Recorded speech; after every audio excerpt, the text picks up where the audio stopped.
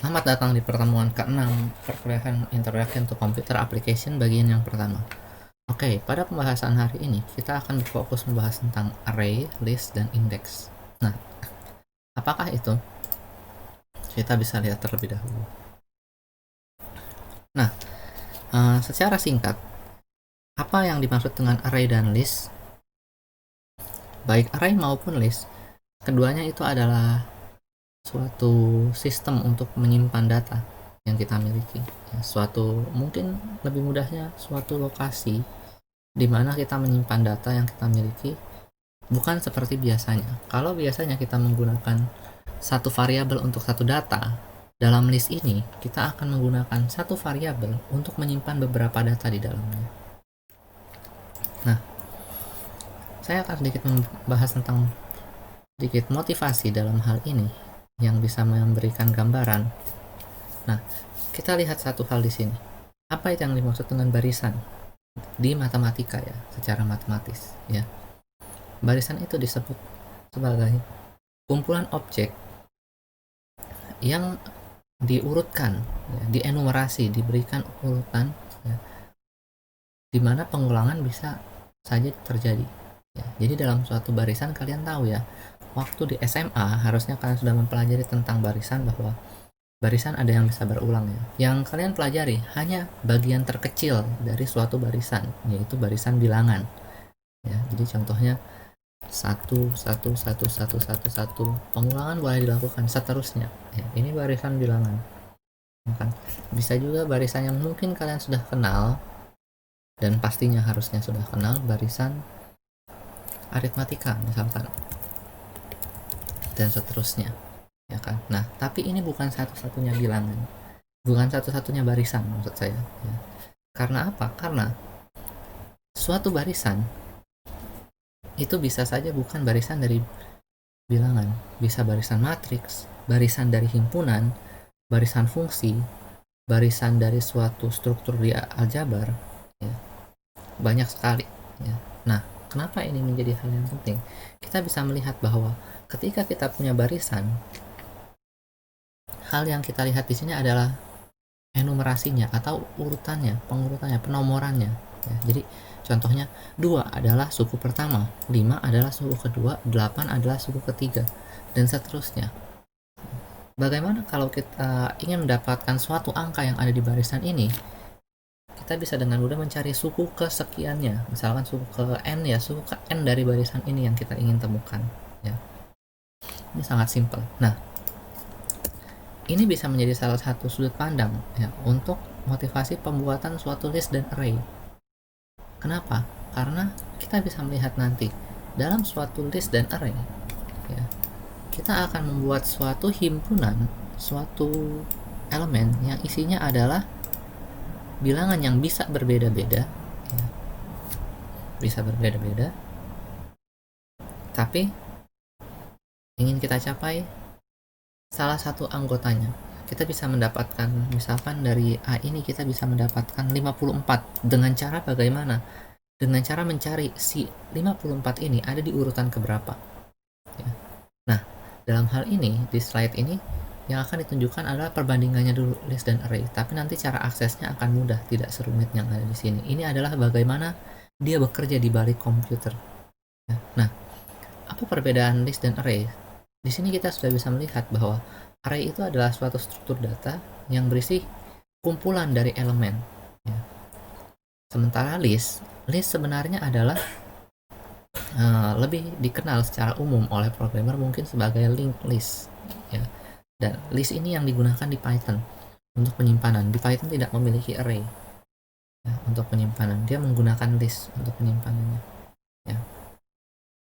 Nah, apa perbedaannya? Misalkan kalian mendefinisikan ini A seperti ini sebagai di array dan A yang seperti ini di list ya. Dan tentu saja kita lihat keduanya memiliki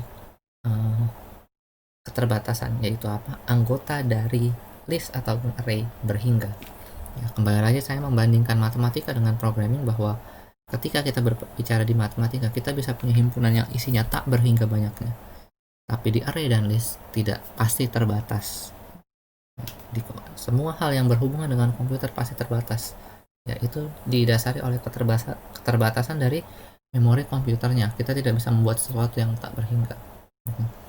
Bahkan ketika membicarakan ketakhinggaan, kalian bisa coba berpikir dan menjawab pertanyaan tersendiri.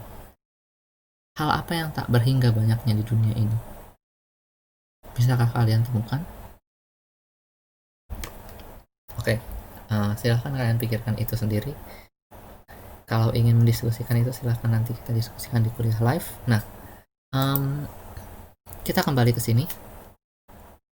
Apa yang terjadi ketika kita membuat array dan list? Nah, ketika kita membuat suatu array di sini, cara penyimpanannya biasa dilakukan seperti ini. Ketika kita mendefinisikan ada 5 anggota di dalam array ini, yang akan dilakukan dia akan mengambil 5 blok seperti ini sebagai anggota dari array-nya. Ya, nah, lalu yang dilakukan di sini apa? Ketika kita membaca yang kelima, membaca A lalu mau mendapatkan salah satu anggotanya, misalkan kita mau mendapatkan 3 atau 66 ya.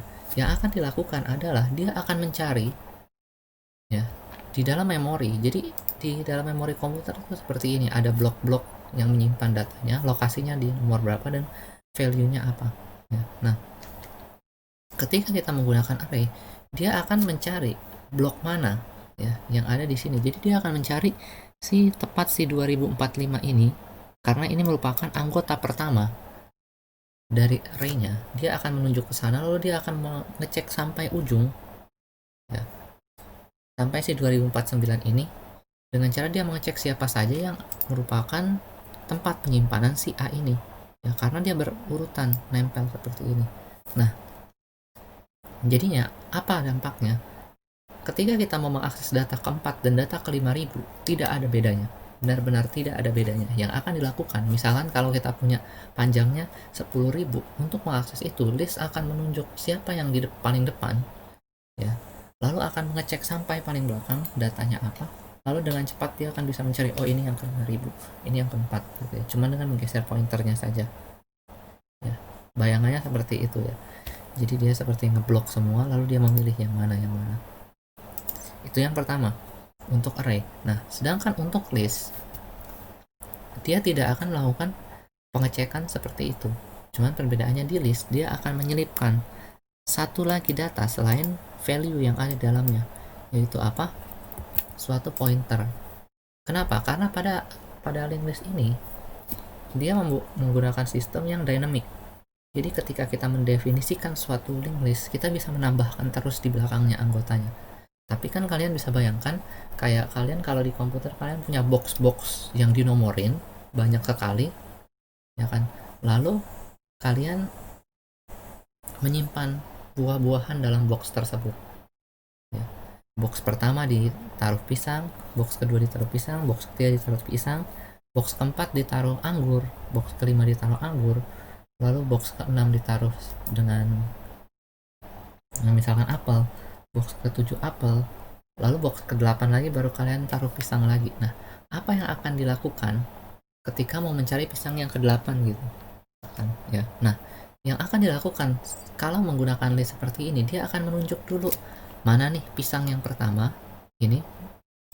Misalkan contohnya data ini A yang pertama ada 2021, lalu dia memberikan pointer untuk apa? Supaya dia tahu dia bisa lompat kemana, data yang berikutnya ada di lokasi keberapa. Karena seperti yang saya contohkan tadi tentang penyimpanan buah, kita tidak mungkin dong mengkosongkan langsung 10.000 kosong aja nih ya, mengkosongkan 10.000 lalu nanti kita isi di 10.000 kotak pertama harus pisang semua. Itu kan akan makan space ya. Jadi kita boleh mengisi asal-asalan, asalkan di setiap kotak kalian memberitahukan benda yang ada di variabel ini di urutan keberapanya itu ada di lokasi mana, di kotak keberapa. Jadi ini yang terjadi. Jadi ini contohnya, A disimpannya misalkan tidak sekaligus 5 seperti ini, tapi satu persatu. Maka yang akan terjadi, penempatan lokasinya bisa berbeda-beda kan. Jadi misalkan di kotak ke 2021 ada angka 25. Lalu ketika kita menyimpan lagi anggota dari si A di kotak ke 2031, istinya misalkan 123.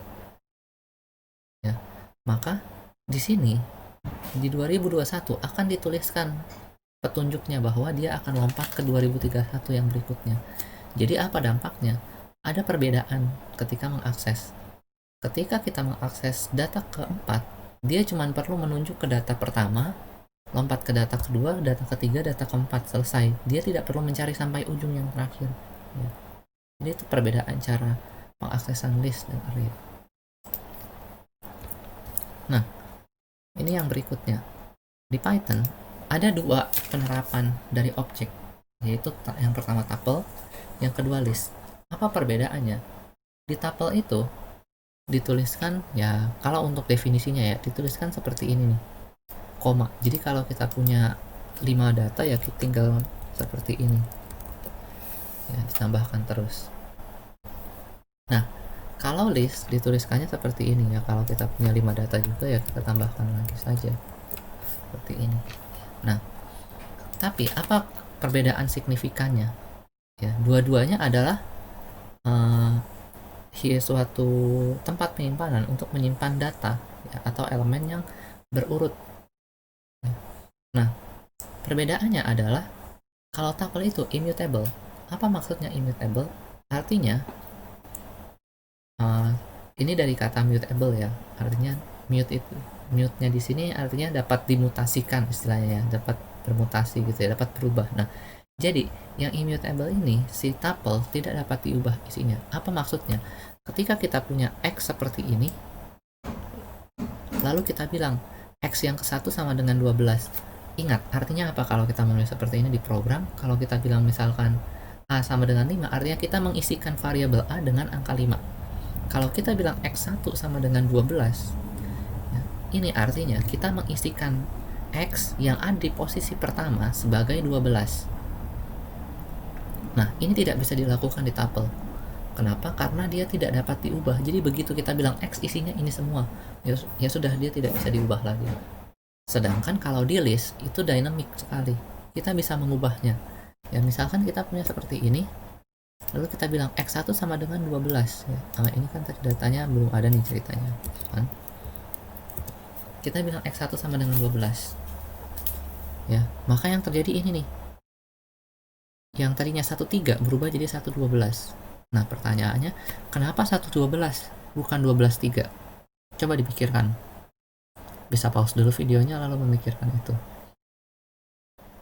Nah, kalau sudah di pause dan sudah memikirkan, tentu saja jawabannya bisa ditemukan dengan mudah ya oleh kalian, bahwa kenapa? Ingat kembali, dalam bahasa pemrograman ya, selalu dibiasakan bahwa indeks dimulai bukan dari 1 tapi dari 0. Jadi makanya yang berubah yang ke-1 itu adalah 12 karena angka 1 ada di indeks ke-0. Sedangkan 3 yang ada di indeks ke-1, maka dia yang terganti menjadi 12. Nah, yang berikutnya kita berpikir untuk alokasi dari suatu memori ya. Apa yang dimaksud dengan alokasi suatu memori? Misalkan kita punya x sama dengan 12 dan x sama dengan y sama dengan 12 ya. Kalau kita bilang x sama dengan y, maka Python akan mengembalikan true. Nah, tapi apakah x dan y itu adalah dua hal yang sama? Jawabannya di sini langsung dijawab ya, tidak. Kenapa? Coba pikirkan bagaimana komputer berpikir. Ya, bagaimana komputer bekerja. Kita bisa lihat seperti ini nih. Seperti yang saya bilang tadi, kalian bisa membayangkan bahwa tempat penyimpanan komputer itu seperti blok-blok seperti ini. Ya, ini misalkan 1001, 1002, 1003, 1004, 1005 dan seterusnya. Nah, waktu kita bilang x sama dengan 12, yang akan dilakukan adalah dia menyimpan, karena ini list ya, misalkan ini 1, ini 2. Lalu ya tentu saja di sini kita mungkin tambahkan satu baris lagi ya untuk penamaan ya. Ini namanya x, ini nama variabelnya y. Nah, x juga, maaf, masih x juga ya. Nah, lalu kalian bisa punya ini nama variabelnya misalkan ini misalkan disimpan benda lain gitu, saya gitu sih, disimpan saya. Nah, di sini x ini 1, ini 2. Nah, apa yang dilakukan ketika kita membandingkan x sama dengan y seperti itu? Yang akan dilakukan adalah dia akan membandingkan entry pertama dari X dengan entry pertama dari Y, lalu membandingkan entry kedua dari Y membandingkan kedua dari X dibandingkan dengan entry kedua dari Y. Kalau semuanya sama, artinya sama, makanya dia kembalikan true, benar, sama. Nah, tapi apakah artinya kedua objek ini X dan Y sama? Tidak ya. Kalian bisa berpikir bahwa di sini kita menyimpan X di suatu kontainer ini ya, dan Y-nya di kontainer di lokasi yang lain. Jadi X dan Y tidak benar-benar sama. X dan Y, arti dari X sama dengan Y di Python artinya dia membandingkan value-nya, bukan membandingkan lokasi dari penyimpanannya, dan bukan membandingkan apakah kedua benda ini adalah benda yang sama. Nah, berikutnya bagaimana cara kita mengakses semua elemen dari list tapi ingin dicetak satu persatu.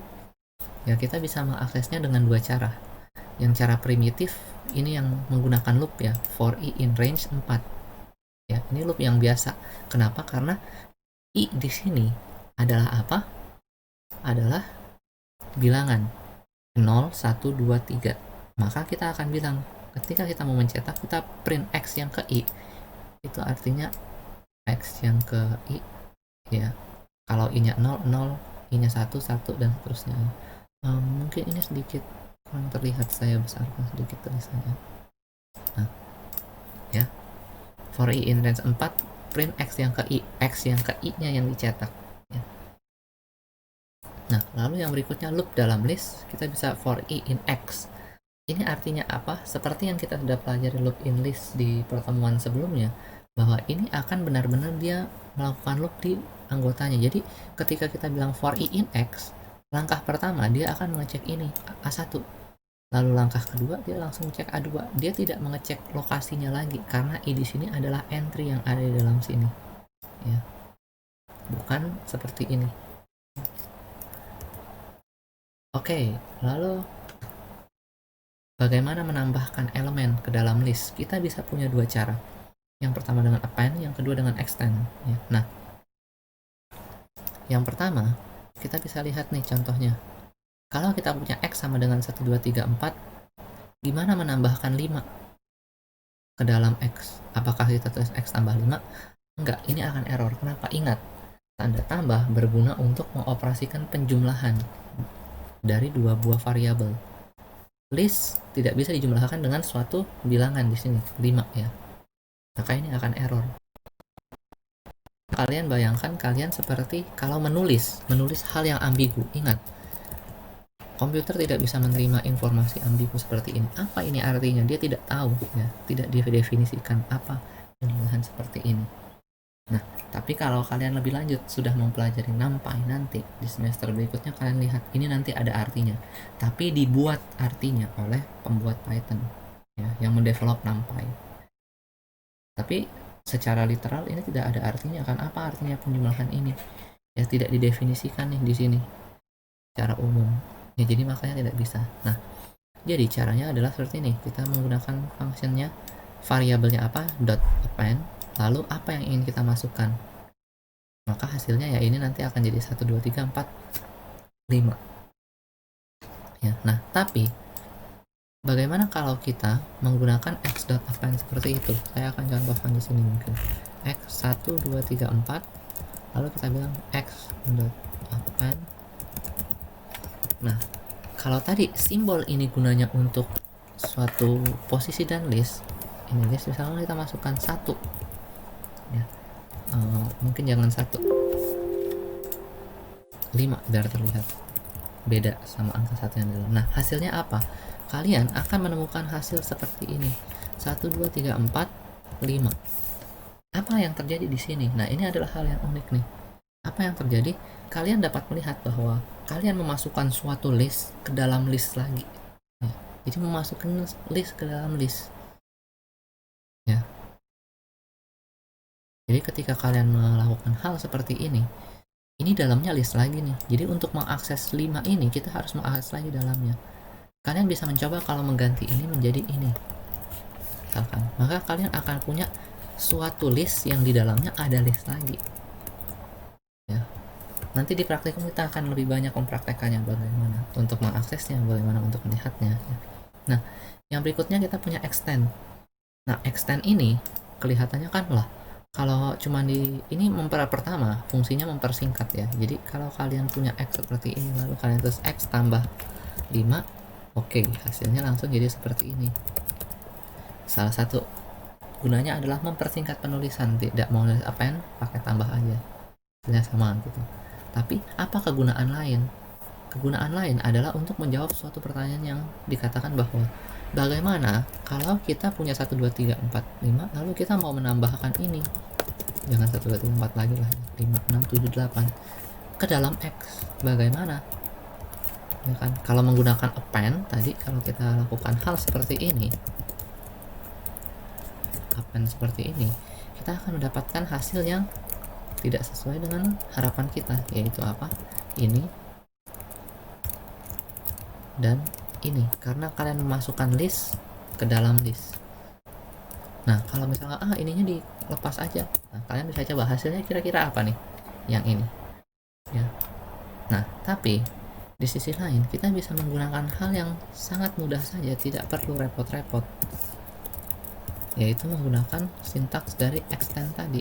Kita bisa bilang x sama dengan x ditambahkan dengan ini ya, yang langsung disambungkan. Jadi logika yang dibuat oleh dia, kalau kita punya list ditambahkan dengan list lagi, disatukan, akan terlihat hasilnya apa. Oke. Nah, untuk mencabut elemen dari list kita bisa menggunakan remove ya. Nanti bisa kalian coba terlebih dahulu, karena nanti ini juga akan saya bahas di pertemuan praktikum, jadi kalian coba-coba terlebih dahulu ya, remove. Lalu ada juga nanti namanya pop dan sebagainya.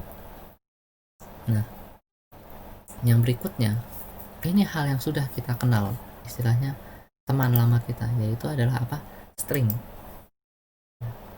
Jadi kalian bisa tahu bahwa string itu sebenarnya adalah suatu list yang sudah didefinisikan secara khusus di dalam Python. Jadi sebenarnya string itu list juga. Makanya kalau kalian ingat, kalian bilang x ke-5, x ke-6 pada string, kalian bisa mengakses huruf ke-5 dan huruf ke-6 dari string.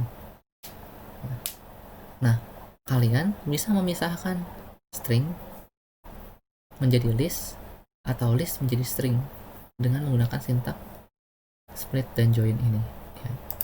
Untuk yang ini coba kalian perhatikan, lalu kalian coba menggunakan Python langsung hands on untuk melihat apa hasilnya ya, apakah benar seperti itu. Oke, lalu kalian bisa mengurutkan ya, mengurutkan dengan cepat menggunakan fungsi sort dan reverse. Nah, apa perbedaannya bisa kalian coba terlebih dahulu, nanti kita akan coba lebih banyak praktikum ya. Nah, untuk cloning ini nanti akan saya bahas juga di praktikum ya. Nah, lalu yang ini aliasing. Ketika kita bilang x sama dengan y, ini hal yang penting diketahui agar tidak ada salah ya. Kita mengatakan bahwa x itu adalah alias dari y. Berarti kalau kita bilang x sama dengan y sama dengan x seperti ini ya, kita balik dari sini. Ini y namanya, ini namanya x. Kalian akan bilang y adalah dari x. Nah, artinya apa? Ketika kalian melakukan suatu perubahan dari x terhadap y, atau y bukan x terhadap y, perubahan dari entry x, misalkan kalian bilang x sama dengan x ditambahkan dengan 5, 6. Nah, kalian ketika kalian melakukan print y misalnya seperti ini nanti di Python, kalian bisa melihat outputnya apa. Output dari print y ini adalah seperti ini